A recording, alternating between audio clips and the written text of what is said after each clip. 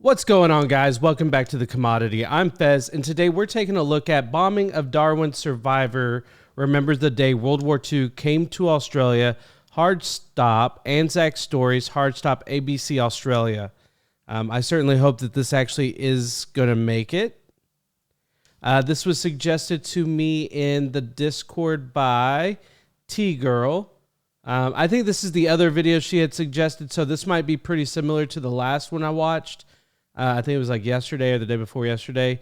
But let's go ahead and jump into this one and see what we have. All right, let's go ahead and do this. If you want to suggest videos, link to the Discord will be down in the description. If you want to see me come to Australia and do some videos, I would absolutely love to come. Link to the GoFundMe is down in the description. If you can't afford it, then don't help out, I guess. But thank you so much either way for watching. What you can do for me is hit the like button to get this video out to more people, and then they might be able to help out a little bit. So again, every little bit helps. Let's jump into this.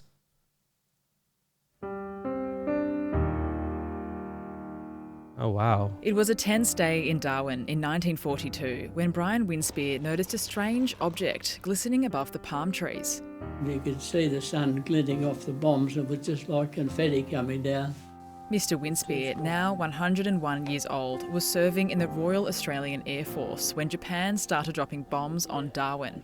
We had some very close near misses, and it blew my hat off, and I got shrapnel in my hand and in my eye. And fires were burning everywhere, and as I say, we lost about 8 or 10 of our aircraft. They were just all burning.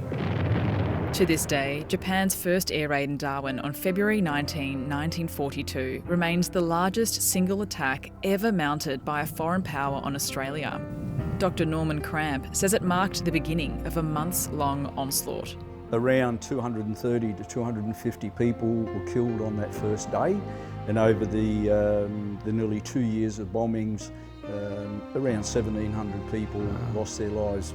Mr. Winspear says the attacks were so damaging and fast, there was no time to properly farewell the dead. If someone didn't come back, there was no mourning, no funerals, no anything. At one stage I had to watch 12 aircrew blokes burn to death after their plane took off tail heavy. After narrowly escaping death a dozen times, Mr. Winspear says the bombing of Darwin changed him forever. It made me a great believer in fate. You know, if something was going to happen, you never kicked against it. You just took it as it came. There you go.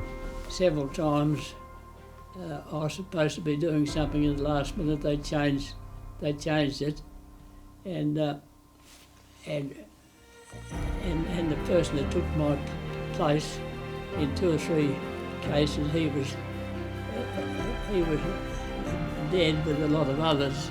If there's one thing Mr. Winspear and Dr. Cramp want to leave with Australians, it's the heartache caused by the Darwin bombing. The younger generations and the current generations and the generations in the future are losing their memory of this.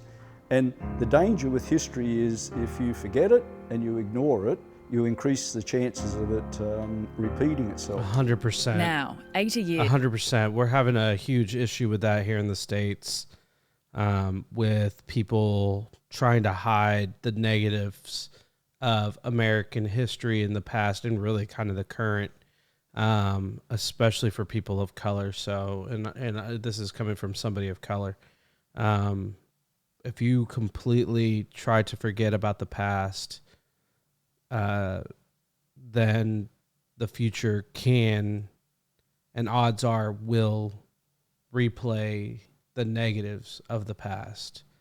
So that's why we don't need to memorialize it like what a lot of people want to do here in the States with having statues of Confederate leaders in town squares. That, to me, that's idolizing them.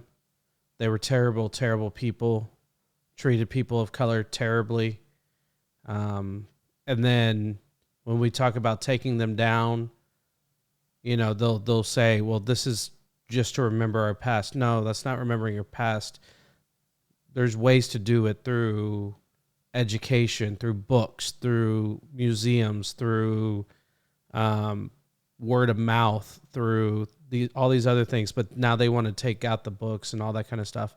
And just because it was such a black eye for white Americans, you know, then they try to, and I'm not saying all white Americans. That is far from what I'm trying to say. It is very much a specific group of people. And so, you know, and that's why, you know, that wars have been fought over these kind of things. And so I'm just trying to kind of explain my connection with this, that you have to know and remember and keep the stories going of the past so that we do not re-encounter it in the future again. So I 100%, 1,000,000% agree with this gentleman. Repeating itself. Now, 80 years after witnessing death and destruction, Mr. Winspear's image of Darwin has changed for the better. I think it's a nice place to go for a holiday. Very nice. Yeah, I really enjoyed that. But I, like I said, there's ways to do it.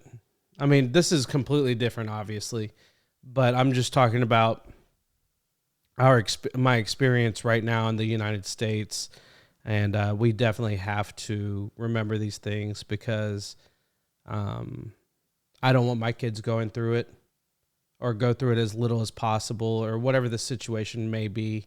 But guys, I hope y'all enjoyed this video. If you did, please hit the like button, subscribe, hit the bell notification. If you want to suggest videos, link to the Discord is down in the description. If you want to help me get to Australia, link to the GoFundMe is down in the description. And with that being said, peace.